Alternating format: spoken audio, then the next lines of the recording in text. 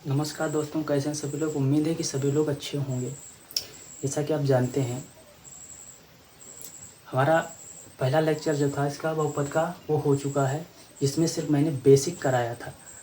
आज बहुपद का दूसरा लेक्चर है, जिसकी आज हम एक्सरसाइज करेंगे 2.1 की। पहले लेक्चर में थोड़ी सी बेसिक के बारे में बात की थी, हमने कॉन्सेप्ट के बारे में बात की थी और उसको बताया था कि हम उसके बाद इसकी एक्सरसाइज करेंगे। जैसे कि इस बहुपद चैप्टर की जो दूसरी एक्सरसाइज, पहली एक्सरसाइज है 2.1, उसमें सिर्फ एक ही क्वेश्चन दे रखा है। एक क्वेश्चन ऐसा है जो आप बहुत आसानी से कर सकते हो। सबसे पहले इस क्वेश्चन को करेंगे और इस क्वेश्चन को करने के बाद इसमें थोड़ा सा बेसिक और बचा है, वो आज ही हम लोग कंप्लीट करेंगे। और उसके बाद इसी चैप्टर की 2 एक्सरसाइज और बचेंगी। उन 2 एक्सरसाइज के जो क्वेश्चन हैं वो ज़्यादा से ज़्यादा एग्जाम में आपके आते हैं और वही ज़्यादा इम्पॉर्टेंट हैं। चलो पहले इस एक्सरसाइज का जो पहला क्वेश्चन दे रखा है इसको हम फिनिश करते हैं, उसके बाद हम लोग बेसिक पे धीरे धीरे आगे बढ़ेंगे। क्या कह रहा है कि किसी बहुपद px के लिए y बराबर px का ग्राफ नीचे दिया गया है। जो सारे जो ग्राफ जो दे रखे हैं वो y बराबर px के दे रखे हैं। कह रहा है कि प्रत्येक स्थिति में px के शून्यकों की संख्या ज्ञात कीजिए। देखो शून्यांक जो होता है, शून्य को हम जीरोज भी बोलते हैं और मूल भी बोलते हैं और रूट भी बोलते हैं। इसको चाहे आप कुछ भी बोलिए, क्वेश्चन पेपर में आपका शून्यांक ही लिख के आएगा। और हम लोग बोलचाल की भाषा में इसको मूल भी बोल देते हैं, जीरोज भी बोल देते हैं और रूट भी बोल देते हैं।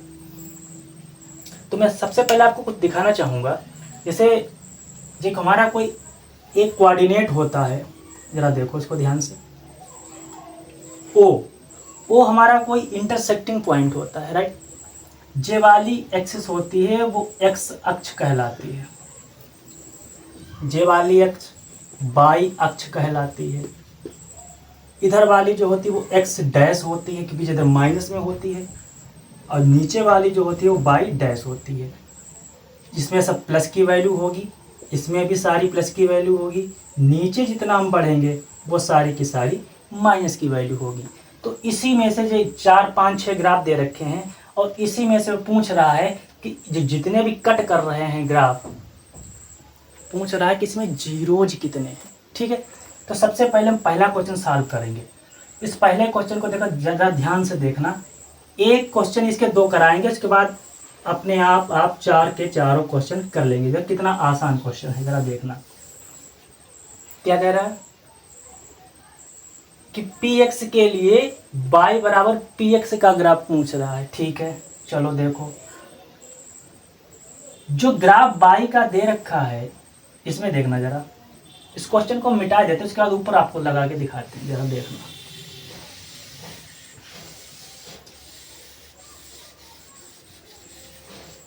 देखना जरा, कह रहा है कि जो ग्राफ दे रखा है, जो लाइन जो दिख रही है, ये ग्राफ बोला है। जो लाइन जो है क्या एक्स अक्ष को कहीं पर कट कर रही है। एक्स अक्ष हमारा क्या है, जे हमारा इधर एक्स अक्ष दे रखा, इधर एक्स डैश अक्ष दे रखा। मतलब इधर पॉजिटिव वैल्यू होंगी सारी प्लस वाली, और इधर जो होंगी वो सारी की सारी निगेटिव होंगी। क्या ये ग्राफ एक्स अक्ष को कहीं पर भी कट कर रहा है। देखिए जरा ध्यान से, कहीं पर भी ये कट नहीं कर रहा है। तो इसके जब कट नहीं कर रहा है तो इसमें जीरोज कितने हो गए, 0। तो क्या लिखेंगे पहला आंसर, क्या लिखेंगे पहला आंसर, कोई शून्यक नहीं, कोई शून्यक नहीं है। क्यों नहीं है, अब इसका रीजन भी लिखना पड़ेगा। क्योंकि बताओ क्यों नहीं है। क्योंकि जो मेरा ग्राफ दे रखा है वो एक्स अक्ष को कहीं पर भी प्रतिच्छेद नहीं कर रहा। प्रतिच्छेद मतलब काट नहीं रहा। तो क्या लिखोगे, क्योंकि एक्स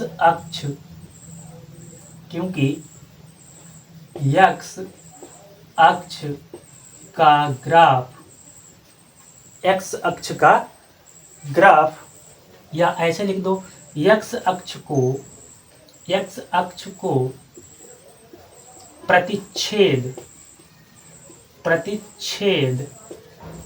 नहीं करता है, प्रतिच्छेद नहीं करता है। ओके, तो पहले वाला का आपका एक आंसर हो गया। तो इसमें कितने जीरो हो गए? शून्य हो गए। जब इसमें शून्य हो गए, इस वाले क्वेश्चन को हम हटा लेंगे। उसके बाद दूसरा क्या कह रहा है? इसमें कह रहा है कि इसमें जीरो कितने होंगे, जरा ध्यान से देखना। जे मेरा ग्राफ आया है, जे क्वेश्चन है, ग्राफ हमारा ऐसे को आया है, राइट। तो जे वाला हमारा क्या है? एक्स, और जे एक्स डैश, ऊपर वाला वाई और नीचे वाला क्या है? Y dash. तो जी ग्राफ जो है एक्स अक्ष को कितनी बार कट कर रहा है, जरा ध्यान से देखो। देखो जे हमारा एक्स अक्ष यहाँ पे एक ही बार तो काटा है, एक बार ही काटा। उसके बाद क्या जे वाली लाइन ने किसी कहीं पे एक्स अक्ष को काटा? नहीं काटा है। तो क्या लिख देंगे, क्या लिख देंगे? इसमें शून्यकों की संख्या कितनी हो जाएगी? हम एक ही लाइन में लिखेंगे। जरा देखो, क्योंकि मेरे पास स्पेस नहीं है ज़्यादा, एक ही लाइन में इसको कट करके दिखा देते हैं आपको। देखिए जरा क्या लिखेंगे। जो दूसरा क्वेश्चन है, शून्यकों की संख्या कितनी हो जाएगी? एक है, एक है। क्योंकि अब इसका भी तो रीजन बताओ। उसमें शून्य थी, इसमें सिर्फ एक बार ही इंटरसेक्ट कर रहा है। देखो सिर्फ एक बार ही काट रहा है, तो इसकी शून्यकों की संख्या कितनी हो गई? एक है। क्योंकि ग्राफ एक्स अक्ष को कितनी बार इंटरसेक्ट कर रहा है? सिर्फ एक बार। तो क्या लिखेंगे? ग्राफ एक्स अक्ष को केवल एक बार ही प्रतिच्छेद करता है, राइट। ऐसा ही हमारा तीसरा हो जाएगा। तीसरा जरा देखना, अब हम सारे क्वेश्चन इसके नहीं करेंगे। अब आपको ट्रिक बताते हैं जो सारे क्वेश्चन आप कैसे करोगे। बहुत आसान है। लिखना कैसे? लिखना आपको सिर्फ ऐसे ही है। जरा देखो, तीसरे में कह रहा है कि शून्यकों की संख्या कितनी होगी, ठीक है। तो गिनो जरा। यहाँ पे जे वाला हमारा ग्राफ है, राइट। उसके बाद इसने एक्स अक्ष को कितनी बार काटा? जरा देखो, 1 2 और 1 3। फिर से बता रहा हूँ, 1 2 3। तो यहाँ पे शून्यकों की संख्या कितनी हो जाए? शून्यकों की संख्या 3 है, क्योंकि ग्राफ एक्स अक्ष को केवल कितनी बार काटा है? जरा देखो, 1 2 3, 3 बार प्रतिच्छेद करता है। तीसरा क्वेश्चन भी आपका कंप्लीट हो गया, राइट। चौथे में जरा देखो, जे रहा चौथा, जे वाला तो हमारा ग्राफ है, ठीक।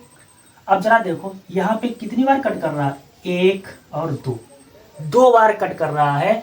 तो शून्यकों की संख्या कितनी हो जाएगी? चौथा भी आप ऐसे ही लगाएंगे। तो चौथा यहाँ पे कितना हो जाएगा? शून्यकों की संख्या 4 है, क्योंकि ग्राफ एक्स अक्ष को केवल 4 बार, 4 नहीं 2 है, 2 है। और क्योंकि ग्राफ एक्स अक्ष को केवल 2 बार प्रतिच्छेद करता है। ऐसे ही इसका 5वें का हो जाएगा। जरा देखो 5 में कितनी बार इंटरसेक्ट कर रहा? 1 2 3 4, 4 इसमें भी होंगे, राइट। 4 इसमें भी होंगे। और इसमें कितने होंगे? इसमें बताओ, लास्ट वाले क्वेश्चन में कितने होंगे? जी आप ऐसे ही काउंट कर लेना कि एक ग्राफ है, सिर्फ एक्स अक्ष वाले काउंट करना कि एक्स अक्ष को कितनी बार कट कर रहा है, वही आपके मूल हो जाएंगे। लिखा कैसे जाएगा? ऐसे ही आपका लिखा जाएगा, राइट। तो इसी हिसाब से जो है आपकी पहली एक्सरसाइज जो है कंप्लीट होती है। उसके बाद इसमें हम थोड़ी सी बेसिक करेंगे। उसके बाद जो आज का जो बेसिक थ्योरी है, जो कॉन्सेप्ट है, वो मोस्ट इम्पॉर्टेंट है इस चैप्टर के लिए। क्यों? क्योंकि जो क्वेश्चंस आते हैं वो आज की थ्योरी, मतलब आज का क्लास जो है बहुपद का एक वरदान साबित होगा। क्यों? क्योंकि इस चैप्टर की जो मैथ खासियत है, जड़ जो है, वो आज हम स्टार्ट करने वाले हैं, जो बिस्के उसके बिना आप क्वेश्चन को समझ नहीं सकते बिल्कुल भी। अगर आपने क्वेश्चन लगा भी दिया तो आप जही रट लोगे, और रटंत विद्या चलत नाही। ओके, तो इसी बात पे आज जो हमारी एक्सरसाइज पूरी कंप्लीट हो गई। अब हम इसके दूसरे कॉन्सेप्ट पे बढ़ते हैं, और जो भी 1-2 क्वेश्चन बचे वो आप आसानी से कर लेना, इतना कोई कठिन है नहीं।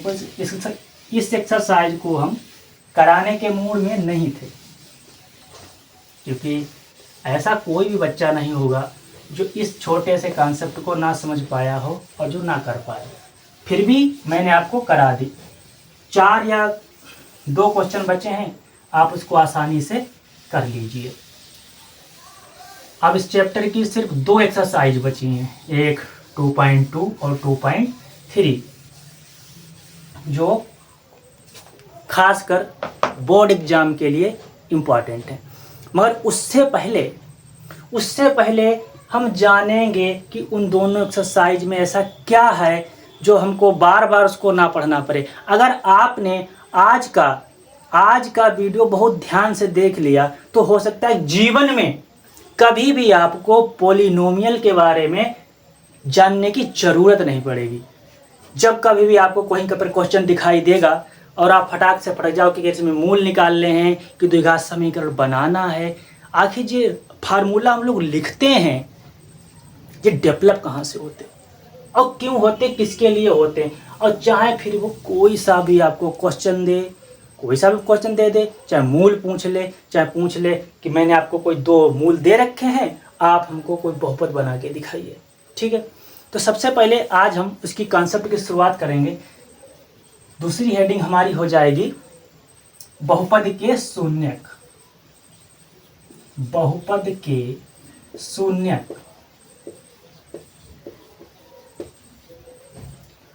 Zeros of polynomial. Zeros of polynomial. देखो बेटे, मैं आपको एक बात बताएं, क्वेश्चंस लगाना बड़ी बात नहीं होती। क्वेश्चन हर टीचर लगवा देता, हर बच्चा भी लगा लेता है। मगर एक बात बताओ, अगर एग्जाम में कुछ नंबर्स बदल दिए और कुछ लैंग्वेज बदल दी और पूछा वही जो आप जानते हो, अगर आपने क्वेश्चन रटा है तो आप उस वाले क्वेश्चन को अटेम्प्ट नहीं कर पाओगे जो नई लैंग्वेज में आया है। और नई लैंग्वेज वाला क्वेश्चन आप जब भी अटेम्प्ट कर पाओगे जब आपका क्लियर होगा किसमें होता क्या है, कहाँ से आते हैं और क्यों ज़रूरी है हमारे लिए, ज़रूरी है बाबू आपके लिए, क्यों ज़रूरी है। अगर आपको मैथ में माहिर बनना है तो कॉन्सेप्ट को आपको पढ़ना ही पढ़ना पड़ेगा। अगर आपको सिर्फ और सिर्फ क्वेश्चंस लगाने हैं तो क्वेश्चंस आप लगा सकते हो, मगर मार्किंग आपकी कम हो जाएगी। तो इसी बात पे जो है कोई भी कॉन्सेप्ट आपका छूटना नहीं चाहिए। इसी में बहुत पूरी मेहनत भी कर रहा हूँ, कोशिश भी कर रहा हूँ कि आपको ज़्यादा से ज़्यादा मैं कॉन्सेप्ट के बारे में बता सकूं, और बहुत आसान भाषा में कॉन्सेप्ट को समझा रहा हूं मैं, ताकि आप बहुत आसानी से समझ सकें। ठीक है, तो ज़रा देखो, यदि व्यंजक, कोई व्यंजक होगा कौन सा, f(x), यदि कोई व्यंजक f(x)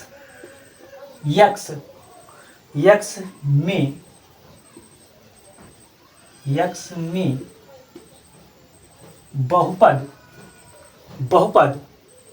हो, तब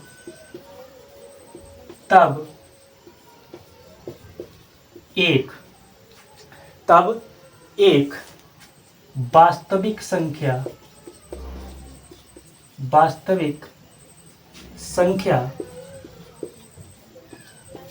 के जो है कोई वास्तविक संख्या है, के बहुपद f(x) का शून्यक कहलाता है। कब कहलाता है शून्यक? यदि if and only if. IFF का मतलब होता है कि if only if and only if, मतलब केवल और केवल कब शून्य कहलाता है कि अगर हम एफ ऑफ के का मान जो है हमारा कैसा हो जाए, 0 हो जाए।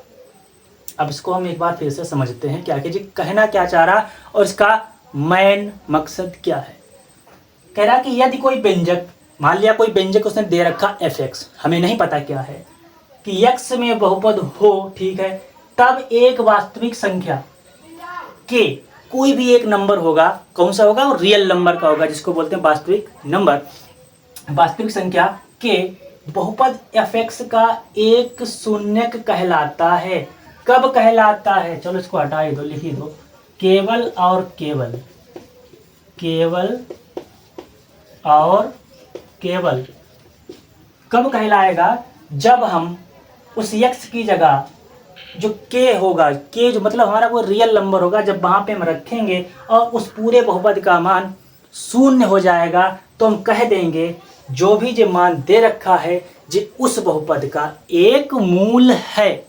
बात समझिए जरा, शून्य को हम देखो, जे शून्य को हम मूल भी बोलते, रूट भी बोलते और जीरोज भी बोलते। हम मूल ज़्यादा यूज किया करेंगे, राइट, क्योंकि शून्य बड़ा बार बार कहने में थोड़ी सी दिक्कत होती है, तो इसको हम मूल बोल दिया करेंगे।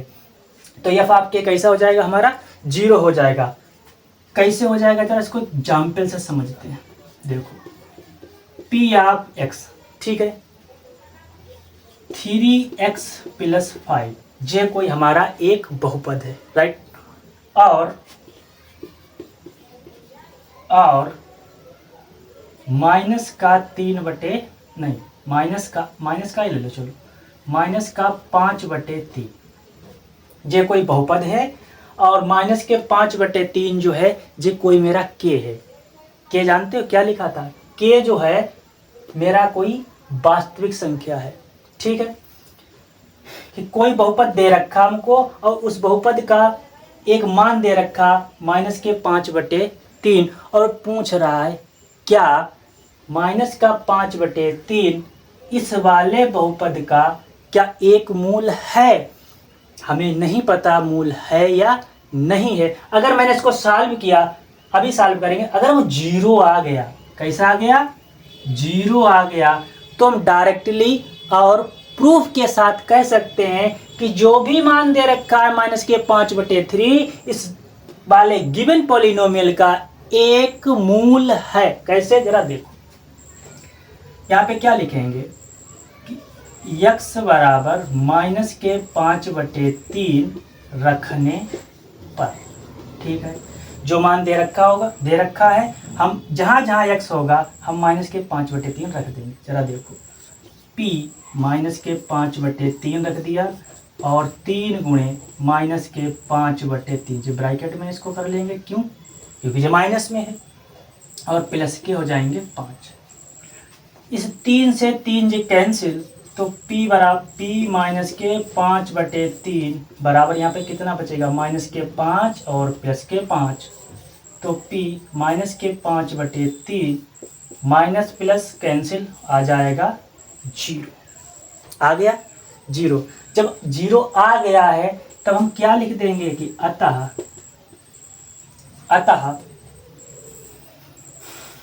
क्या लिखेंगे, इसकी लैंग्वेज क्या लिखेंगे, अतः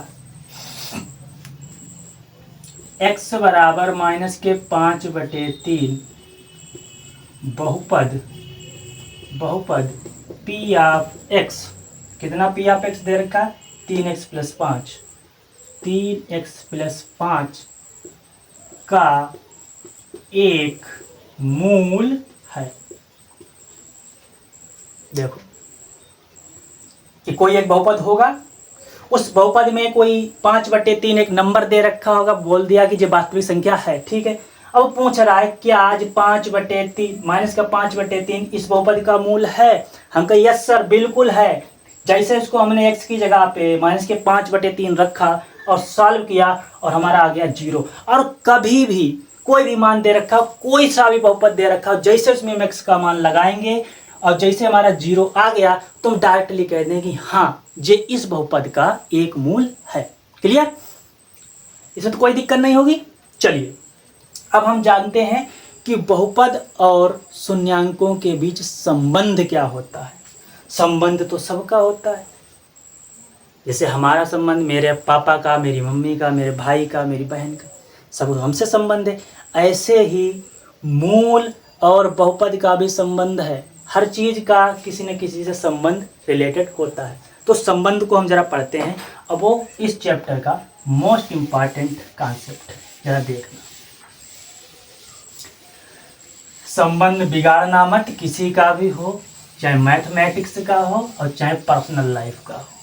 संबंध ही पर ये दुनिया टिकी हुई है, तो संबंध बनाए रखना। ऐसा नहीं कि आप आसमान में हो, नीचे वालों से संबंध नहीं रखना पड़ता है, क्योंकि जो वही लोग हैं जो आपको नीचे भी गिरा सकते हैं और नीचे से आपको आसमान पर ले जा सकते हैं। कहा नहीं जाता, अक्सर बहुत से होते। चलो इसके बाद बताते हैं, छोटी सी कहानी है, इसके बाद हम पढ़ते हैं कि बहुपद और शून्यकों के बीच संबंध। बहुपद और शून्यकों के बीच संबंध, ठीक है।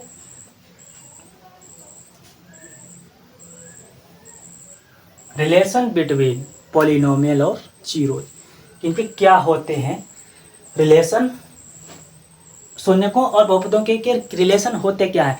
रैखिक बहुपद के लिए अलग रिलेशन होगा, द्विघात समीकरण के लिए अलग होगा, त्रिघात के लिए भी अलग होगा। मगर हमको सिर्फ और सिर्फ रैखिक पढ़ना है, द्विघात पढ़ना है और त्रिघात पढ़ना है। चार वाला नहीं पढ़ना, क्योंकि चार वाला हमारे सिलेबस में नहीं है। और ज़रा हैप्पी मूड में रहा करो। पढ़ते टाइम से मतलब क्लास देख रहे, नींद सी आ रही, क्यों आ रही है भाई?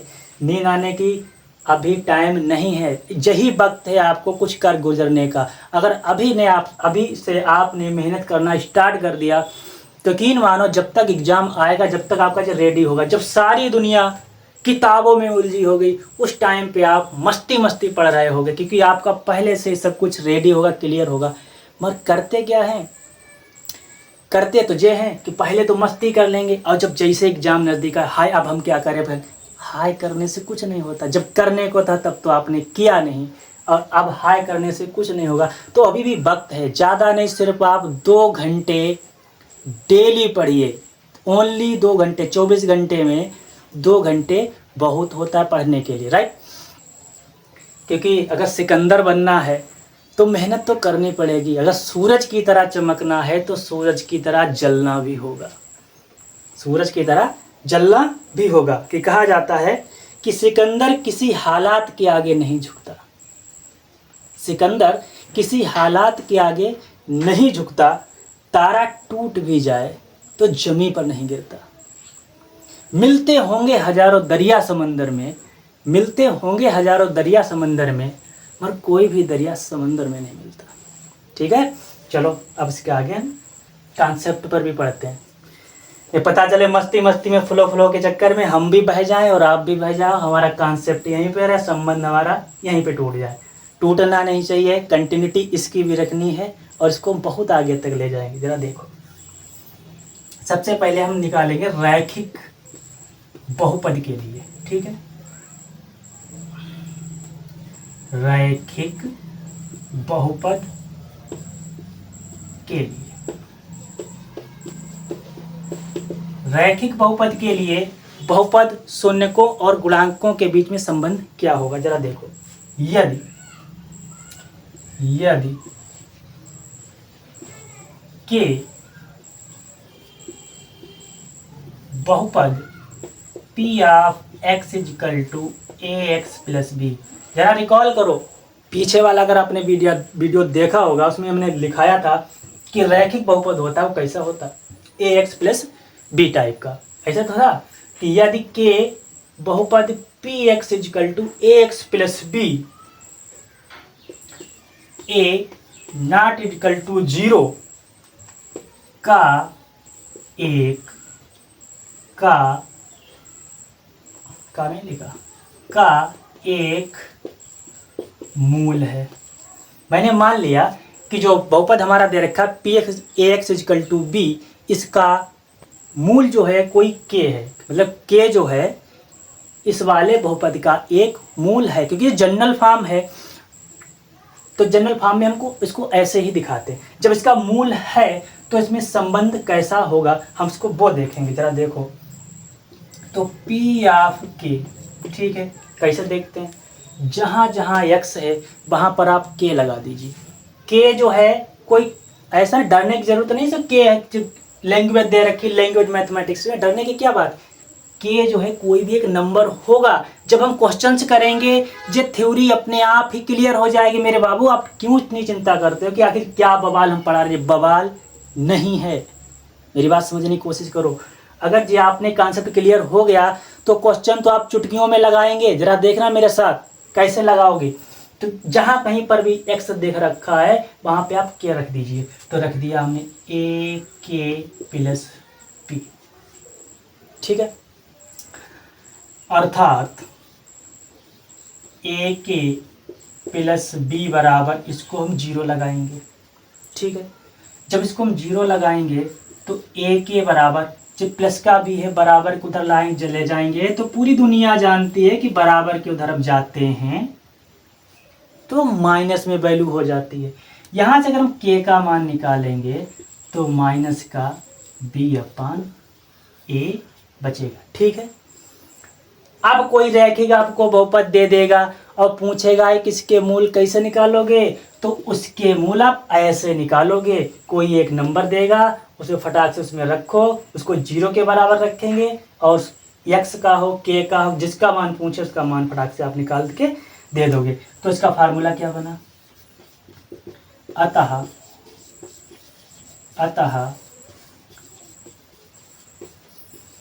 रैखिक बहुपद ए एक्स प्लस, पूरा लिख दो, P of X A X plus B, अतः रैखिक बहुपद P of X A X plus B का शून्यक क्या होगा, शून्यक माइनस बी बटे ए। ये इसका फार्मूला रहेगा, माइनस का बी बटे ए। इसको लिखेंगे कैसे, जरा देखो। b जो होगा हमारा अचर पद होगा, ठीक, और a जो होगा वो x का गुणांक होगा, x का गुणांक होगा। ये आपका फार्मूला है। इसको पूरे को ही बंद कर लो, ठीक है। अब कोई भी पॉलिनोमियल डायरेक्ट देंगे रैखिक वाला, उसका अगर आपको फार्मूला निकालना है तो ऐसे निकालते उसका फार्मूला, और जब उसको क्वेश्चन को सॉल्व करना होता तो डायरेक्टली इसको हम डिटेल में ज़्यादा नहीं, क्योंकि ये तो हम पहले से जानते हैं, डायरेक्ट ये फार्मूला रखेंगे कि माइनस का बी अपान ए, और जो भी बी मान जो यहाँ दे रखा होगा वो यहाँ लिख देंगे, ए वाला इस एक्स का गुणांक जो होगा वो यहाँ रख देंगे। कैसे निकालेंगे, इस बी को हम बोलेंगे अचर पद, मतलब कोई कांस्टेंट होगा जैसे 4 3 2, और एक्स का गुणांक जो भी यहाँ पे दे रखा वो यहाँ पे लिख देंगे साथ में माइनस में। तो रैखिक बहुपद के हमारे मूल निकल आएंगे। तो चलो ये तो हो गई हमारी रैखिक बहुपद की कहानी। सेम कहानी है द्विघातीय बहुपद की, द्विघातीय बहुपद की। जरा उसको देखो क्या कहता है वो।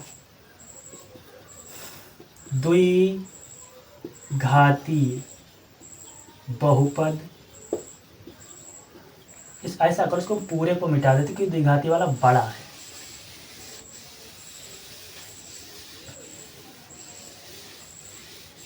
द्विघातीय बहुपद के लिए,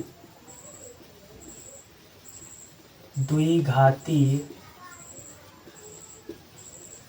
बहुपद के लिए, ठीक है। जरा देखो इसको मिटा दें, चलो इसको मिटाते हैं।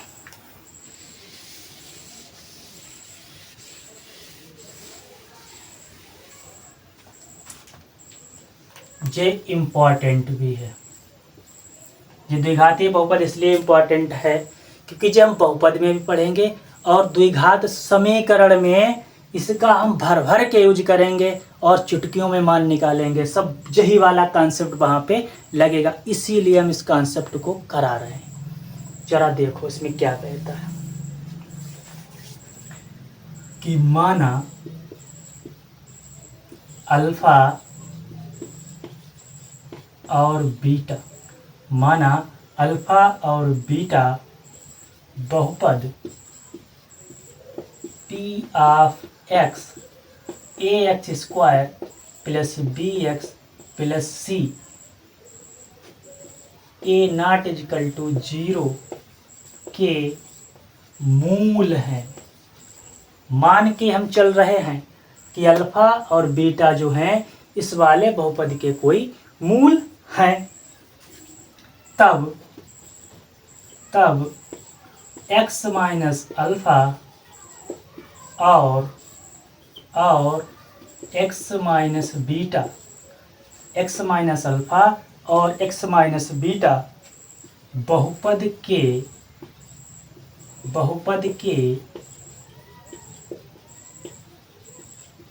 गुणनखंड होंगे।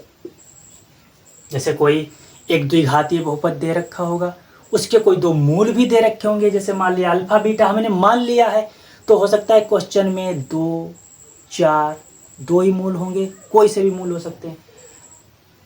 इस द्विघातीय बहुपद के अल्फा बीटा जो है कोई दो मूल हैं, ए हमारा नॉन जीरो है, और तब होगा क्या कि x माइनस अल्फा और x माइनस बीटा बहुपद के क्या होंगे, गुणनखंड होंगे। जे इस कॉन्सेप्ट का कहना है। तो अतः अब जरा देखो ध्यान से सारी कहानी यहाँ से कि a x square plus B x plus c, ठीक है। इसके दो गुणनखंड हैं, कौन कौन से हैं, x माइनस अल्फा और x माइनस बीटा। सारे लोग स्क्रीन पर देखिए, पेन कॉपी साइड में रख दीजिए, भाई साहब इधर सामने।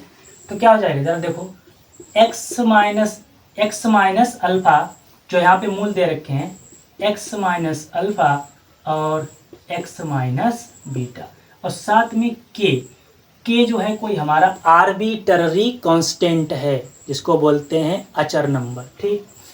अब जरा देखो ध्यान से क्या करना हमको, इस x की इसमें मल्टीप्लाई कराएंगे तो हो जाएगी एक्स स्क्वायर, ठीक है। और इसी x की इस बीटा में जब कराएंगे, जरा देखो यहाँ जो प्लस का निशान, यहाँ माइनस का, तो जो माइनस बीटा साथ में x, इतनी बात क्लियर, यस। उसके बाद इस अल्फा की इस x में कराएंगे तो जो देखो माइनस प्लस, तो जो माइनस, तो जो हो जाएगा अल्फा x, ओके। और इस अल्फा की इस बीटा में कराएंगे, जरा देखो यहाँ माइनस है और यहाँ माइनस है, माइनस माइनस क्या होता है प्लस, इस अल्फा बीटा की मल्टीप्लाई कराएंगे तो जो हो जाएगा अल्फा बीटा, और साथ में हमारा चल रहा है k, ओके। इतनी बात क्लियर, ठीक। A x square plus B x plus c, ये तो हमारा साथ में ही चल रहा है। जरा आप देखो इसको, कि हमारा ऐसे चल रहा है वापस, तो एक्स स्क्वायर माइनस, अब जरा ध्यान से यहाँ पे लिखा बीटा एक्स माइनस का और यहाँ पे लिखा माइनस का अल्फा एक्स। जरा एक बात बताओ, इन दोनों में क्या कुछ कॉमन है? कॉमन मतलब जो एक जैसा दिखता हो, एक जैसा। इसमें सिर्फ क्या दिख रहा, माइनस माइनस एक जैसा दिख रहा और एक्स दिख रहा, ठीक है। तो माइनस एक जैसा दिख रहा है, इसको मैं बाहर निकाल दिया। उसके बाद और क्या दे रखा, एक्स दे रखा, इस एक्स को भी मैंने बाहर निकाल दिया। फिर बचा क्या, जब मैंने माइनस कॉमन ही ले लिया है तो यहाँ पे जो क्या बचा, बीटा बचा और अल्फा बचा। बीटा अल्फा ना लिख के हम क्या लिख देंगे, जो माइनस का जो प्लस का हो जाएगा तो जो लिख देंगे अल्फा प्लस बीटा एक्स, ठीक है, और प्लस का अल्फा इंटू बीटा। इतनी बात समझ में आई, ठीक। अब आगे बढ़ो, a x square plus B x plus c, ये दोनों सेम ही रहेंगे, ठीक है। अब जरा देखना, इन दोनों तरफ लिख दो यहाँ पर, दोनों तरफ एक्स स्क्वायर कामा एक्स के गुणांकों की गुणांकों की तुलना करने पर, इनकी अब हम तुलना करेंगे। जरा देखा कैसे करेंगे, जरा देखो यहाँ पे क्या लिखा ax², यहाँ पे लिखा kx², यहाँ पे लिखा bx, तो यहाँ पे लिखा अल्फा प्लस बीटा x, यहाँ पे लिखा है c, तो यहाँ पे लिखा है सिर्फ अल्फा बीटा। तो जरा इसकी गुणा करें, हम a का मान निकालें। जरा देखो सिर्फ a का, तो a जो है इस x² के कोफिशिएंट में a है, तो इस x² के कोफिशिएंट में क्या है, k है। जरा ध्यान से, तो a बराबर कितना हो जाएगा, k। ठीक, उसके बाद इस b का कोफिशिएंट कितना होगा, जैसे यहाँ पे मैंने लिख दिया b, तो आप कहोगे ठीक है सर जी आपने लिख दिया b। यहाँ पे x है, यहाँ पर भी x है, इस b की जगह पे क्या दे रखा है, क्या दे रखा है, j दे रखा है, तो यहाँ पे लिख देंगे माइनस का अल्फा प्लस बीटा। ओके, उसके बाद c, इस c की जगह पे क्या दे रखा, c की जगह पे दे रखा alpha into beta, alpha into beta. अब क्या करोगे, जरा देखो माइनस का अल्फा प्लस बीटा बटे के, ठीक है, और साथ में यहाँ पे के भी था, तो किस के को भी लिख दो, यहाँ पर भी के लिख दो, ठीक है, यहाँ पर भी के। जरा देखो माइनस का के अल्फा प्लस बीटा बटे के, इस अल्फा प्लस बीटा का मान कितना दे रखा है, b, और इस के का मान हो जाएगा हमारा a, राइट। तो यहाँ पे इसको सामने लिखते हैं कि माइनस का अल्फा प्लस बीटा बराबर हो जाएगा b बटे a। इस अल्फा प्लस बीटा का मान निकालेंगे, जो माइनस से माइनस जो हमारा नंबरों में चला जाता, तो जो हो जाएगा माइनस का b/a, माइनस का b/a। इसको ही हम बोलते हैं मूलों का योगफल। अब बात समझ में आ रही होगी कि सर ने बताया था स्कूल में कि मूलों का योगफल या शून्यकों का योगफल अल्फा प्लस बीटा बराबर माइनस का b/, होता है। ये तो बात आपको पता है, आपको रट रखी है, मगर कहाँ से होता कैसे होता है ये नहीं पता। अब आज देख लीजिए कि कहाँ से आया, कैसे आया, ऐसे आया, ठीक है। तो यहाँ पे हम क्या लिख देंगे, जरा देखना, लिख देंगे कि अतः अर्थात मूलों का योगफल अल्फा प्लस बीटा बराबर माइनस का b/a। b होता क्या हमारा, जे भी साथ में इसके लिख दीजिए। b होता क्या है कि माइनस x का गुणांक बटे x² का गुणांक, ये फार्मूला होता है। जब कभी भी हमसे पूछा जाएगा कि मूलों का योगफल क्या होगा, तो मूलों का योगफल अल्फा प्लस बीटा लगाएंगे और सॉल्व कर लेंगे। एक और भी होता है मूलों का गुणनफल, ठीक है, इसको आप नोट भी कर लेना साथ में। जरा हम इसको दो यहाँ से थोड़ा मिटाएंगे क्योंकि इसके आगे लिख नहीं पाएगा, तो थोड़ा सा मिटाएंगे, ज़्यादा नहीं। चलो देखो दूसरा कॉन्सेप्ट क्या होता है कि के अल्फा इंटू बीटा बटे के, क्या दे रखा है बता सकता है कोई, के अल्फा बीटा, तो जो हो जाएगा अल्फा इंटू बीटा, और अल्फा बीटा हम जानते हैं क्या था, c, और के हमारा क्या था, a, तो जो हो जाएगा c/a, ठीक है। तो यहाँ पे इसका भी फार्मूला लिख लेंगे कि मूलों का, जरा देखना यहाँ पे प्लस, इस प्लस को ही हमने योग बोलते हैं, और जहाँ पे कोई निशान ना हो वहाँ पे हम गुणा का मानते हैं, गुणा को हम बोलते हैं मूलों का गुणनफल। अल्फ़ा इंटू बीटा बराबर कितना हो जाएगा, C/A। इसको और भी कुछ बोलते हैं, यहाँ पे लिख देंगे अचर पद बटे, ये क्या हो जाएगा, एक्स स्क्वायर का गुणांक, एक्स स्क्वायर का गुणांक। क्लियर, ये हमारा हो जाएगा दूसरा इसका फार्मूला। आप इसको आराम से नोट कर लीजिए और उसके बाद इसको आगे बढ़ाते हैं। थोड़ा सा बचा है, बस थोड़ी सी डिफिनीशन और बची है।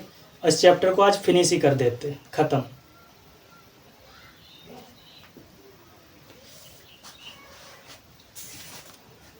चलिए देखो, इसको मिटाते हैं। ठीक है, अब समझ गए आप कि मूलों का योगफल अल्फा प्लस बीटा बराबर माइनस का B/A कैसे निकला, कैसे हमने देखा, कैसे आपको निकाल के दिखाया। आपके सामने ही सब कुछ है। मूलों का गुणनफल अल्फा इंटू बीटा बराबर C/A। इन दोनों फार्मूलों की हमको अगली वाली एक्सरसाइज में बहुत बहुत ज़्यादा ज़रूरत पड़ेगी, इसलिए इसको मैंने ऐसा निकलवाया। और एक और है त्रिघातीय बहुपद। त्रिघातीय बहुपद के जैसे अक्सर आपके सिलेबस में है, मगर इस बार नहीं है, पर हो सकता है अगर कहीं क्वेश्चन आ जाए तो क्या करोगे। तो क्वेश्चन आए या न आए, हमको रिस्क क्यों लेना, तो आपको हम उस टाइप का भी कराए दे रहे। हो सकता है, चलो कोई बात नहीं, वीडियो थोड़ा बड़ा हो जाएगा, मगर उसको भी हम साथ में करा ही देते। ठीक है बेटा, इसको चल अगली हेडिंग। हमें लगता है कॉन्सेप्ट पढ़ते पढ़ते बोर हो रहे हो। जाहिर सी बात है, पढ़ाई में अक्सर नींद आती है। जिस काम को करने में आपको मजा आ रहा है, तो याद रखो उस काम को करने में आपको सक्सेस मिल ही नहीं सकती। अब बोल सर जी ये क्या बोल रहे, हम सही बता रहे हैं। जिस काम को करने में आपको नींद आ रही है, आलस आ रहा, अगर उसी काम को करने में आपको जब मजा आने लगेगा, तो पक्का है उस काम को करने से आपको सक्सेस मिलेगी ही मिलेगी, पक्का गारंटी है। जैसे आप कोई छोटे छोटे क्वेश्चन लगा रहे, एक्सरसाइज खटाखट लगा रहे और बहुत खुश हो रहे कि आज हमने 2 एक्सरसाइज फिनिश कर दी, पर आपने सीखा क्या, कुछ नहीं सीखा। उसमें सीखने के लिए हमारा कॉन्सेप्ट ही मेन होता है। उसके बाद अगर आपको क्वेश्चन नया बना के दे दें, होगा ऐसा ही होगा। जब एक्सरसाइज सॉल्व करेंगे हम, तो आपको नए नए क्वेश्चन लॉन्च करके दिखाएंगे उसमें कि ये ऐसे मैंने कर दिया, आप कैसे सॉल्व करोगे। तो वहाँ पे आप सोचोगे कैसे करो, और जब आपका कॉन्सेप्ट क्लियर होगा तो आप कहोगे सर जी क्वेश्चन कोई सा भी हो, कॉन्सेप्ट मेरा क्लियर है, क्वेश्चन लगेगा ही लगेगा। चलो देखो अगला देखते हैं, त्रिघात बहुपद के लिए। त्रिघात बहुपद के लिए जिन बच्चों को जो त्रिघात द्विघात नहीं समझ में आ रहा है, वो मेरा पहले वाला वीडियो देखें जाके, उसमें मैंने सब कुछ चीज़ें फिनिश करके रखा है और बहुत समझाया है इनके बारे में कि त्रिघात बहुपद क्या होता, द्विघात बहुपद क्या होता, अचर बहुपद क्या होता, चतुर्थ घातीय बहुपद क्या होता। प्लीज़ तो सबसे पहले आप पहले पुराना वीडियो देखें, उसके बाद आगे धीरे कंटिन्यूटी बढ़िए। देखो सीरियल से देखोगे आपको तो कंटिन्यूटी आपकी टूटेगी नहीं, आप बहुत आसानी से सीखेंगे। तो लिखिए, माना ये 3 घात का है तो इसके 3 मूल होंगे। तो माना अल्फा कामा बीटा तथा गामा, अल्फा बीटा तथा गामा किसी बहुपद के मूल है। हमको नहीं पता कि वो कौन सा बहुपद है, पर इतना पता है कि कोई बहुपद है जिसके 3 मूल दे रखे हैं, अल्फा दे रखा, बीटा दे रखा और गामा दे रखा। तब P of x equal to AX³ plus BX² plus CX plus D, और ये हमारा कैसा होगा, 9। क्या त्रिघातीय बहुपद ऐसा ही होता है? ऐसे ही कराया था माय डियर बाबू, ऐसा ही कराया था। आप पहले वाला वीडियो देखें, आप उसको इसमें डिटेल में जानेंगे इसके बारे में। ठीक है, तब हम क्या निकालेंगे जरा देखो, इसको थोड़ा जल्दी करा देते हैं कि अल्फा, या ऐसे समझो कि मूलों का योगफल क्या होगा, मूलों का योग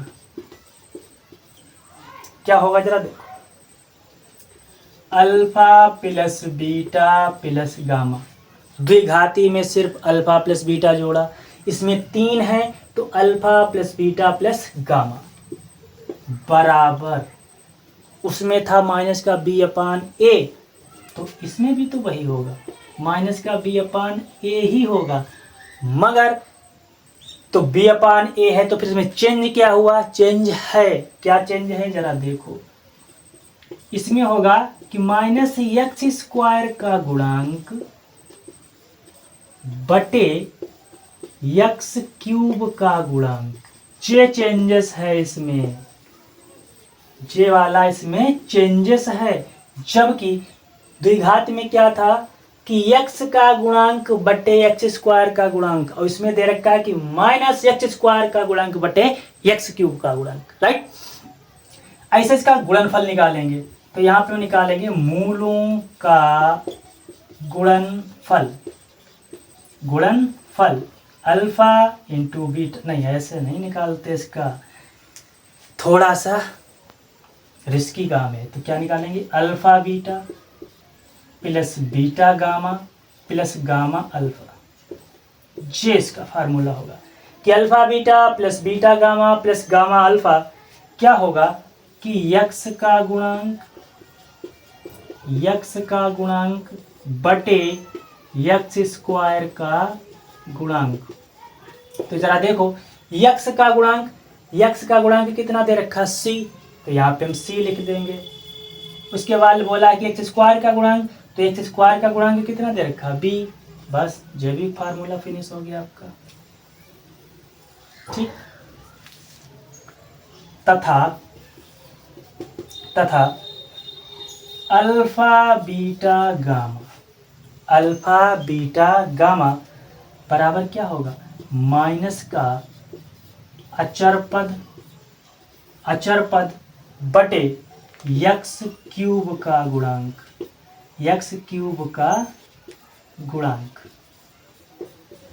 तो अचर पद हमारा क्या दे रखा डी, जे रहा, तो माइनस का डी, जे माइनस यहाँ प्लस है, जे वाला वो वाला माइनस नहीं, जो लेके अपनी तरफ से लेके आ रहे हैं माइनस, तो हो जाएगा माइनस का डी, और एक्स क्यूब का गुणांक कितना है ए, तो जो जाएगा माइनस का डी अपन ए, ठीक है। इसके क्वेश्चन जो है एग्जाम में जो है बहुत कम पूछता है, इस वाले के, जब क्वेश्चन पेपर आपका थोड़ा सा टेढ़ा बनेगा, कह दें कि थोड़ा डिफिकल्ट बनेगा, तब यहाँ से वो क्वेश्चन उठाएगा। इसके बाद एक और छोटा सा कॉन्सेप्ट होता है कि आपको किसी भी क्वेश्चन के या किसी भी बहुपद के 2 मूल दे रखे हैं, ठीक, 2 मूल दे दिए और आपसे कहेगा कि इससे द्विघातीय बहुपद बनाइए या त्रिघातीय बहुपद बनाइए या रैखिक बहुपद बनाइए, तो क्या दिक्कत है, वो 2 दे, 3 दे, 4 दे, उसको भी पढ़ लेते हैं, जब उसका भी तैयारी हो जाएगी तो आराम से हमारे बन जाएंगे, ठीक है। इसके बाद हमें सिर्फ एक हेडिंग बची है, उसको भी हम पूरा करे ले रहे हैं, ठीक, इसको मिटाते हैं, जरा देखो, और वहां से आपकी जो कराने जा रहे हैं, जो कॉन्सेप्ट कराने जा रहे हैं, उस कॉन्सेप्ट से आपकी जो लास्ट एक्सरसाइज है, पूरी एक्सरसाइज उसी कॉन्सेप्ट बेस पे है। अगर आपने उस कॉन्सेप्ट को आज समझ लिया तो एक्सरसाइज गई काम से, वो भी सोचेगी किस बंदे के हाथ में है, हम जो कोई सा भी हम कुछ भी बोले तुरंत लगा देते हैं, तो क्यों नहीं लगा देंगे। जरा देखो इस कॉन्सेप्ट को क्या दे रखा है कि दिए गए शून्यांकों, दिए गए शून्यकों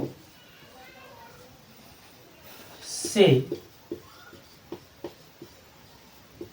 द्विघात तथा त्रिघात बहुपद बनाना। मतलब कोई मूल दे रखे होंगे और उन मूलों से हमको या तो द्विघात बहुपद बनाने को कहेगा या फिर त्रिघात बहुपद बनाने को कहेगा, और बहुत आसान होता है, ज़्यादा कुछ है नहीं। जरा देखो, हम पहले द्विघात के लिए निकालते हैं कि माना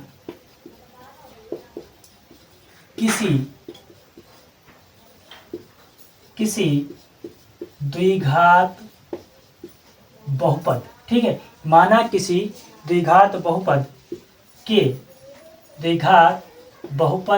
के मूल अल्फा और बीटा है, ठीक है, कि किसी द्विघात बहुपद के मूल अल्फा और बीटा हैं।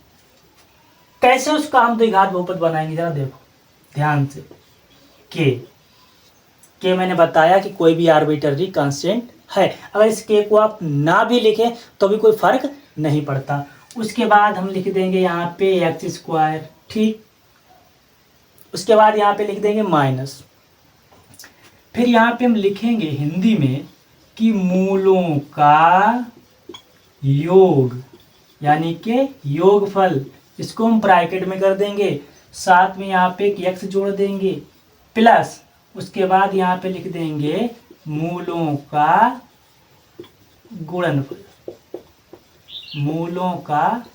गुणनफल। बस बन गई हमारी द्विघात समीकरण। इसको और अच्छे से लिखना चाहो तो कैसे लिखोगे, जरा देखो। एक्स स्क्वायर माइनस मूलों का योग क्या होता है, अभी हमने पढ़ा है कि अल्फा प्लस बीटा एक्स, और मूलों का गुणनफल जो होता है वो होता है अल्फा इंटू बीटा।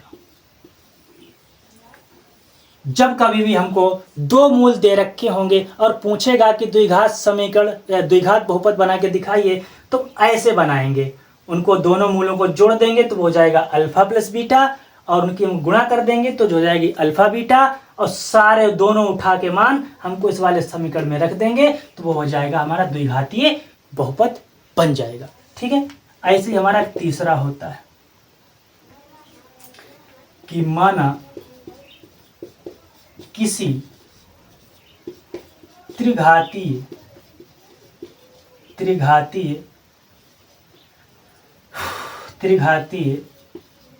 बहुपद के